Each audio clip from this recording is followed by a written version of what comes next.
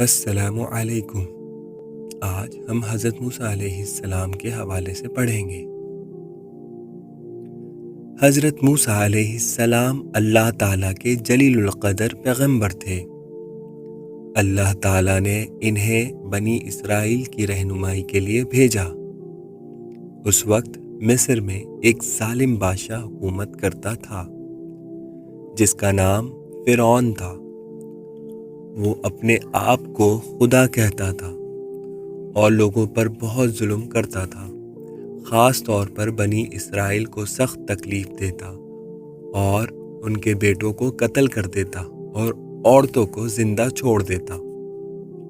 ایسے مشکل وقت میں اللہ تعالیٰ نے حضرت موسیٰ علیہ السلام کو پیدا فرمایا اور ان کی پرورش ایسے حالات میں ہوئی کہ خود فرعون کے محل میں رہ کر بڑے ہوئے، لیکن اللہ تعالیٰ نے انہیں اپنے دین کا سپاہی بنایا۔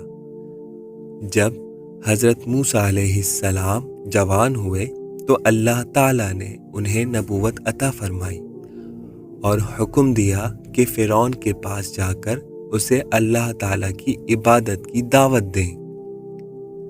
حضرت موسیٰ علیہ السلام نے بڑی ہمت سے فرعون کے دربار میں جا کر کہا کہ ایک ہی اللہ کی عبادت کرو اور بنی اسرائیل کو آزاد کر دو، مگر فرعون نے تکبر کیا اور کہا کہ میں ہی سب سے بڑا رب ہوں۔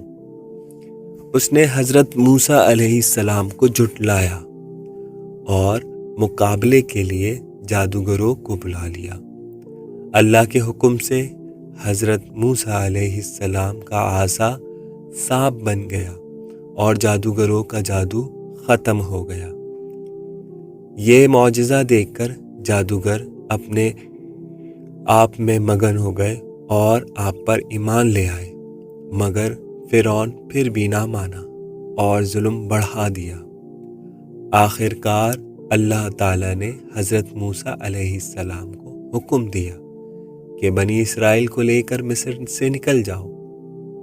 رات کے وقت وہ سب لوگ خاموشی سے روانہ ہوئے۔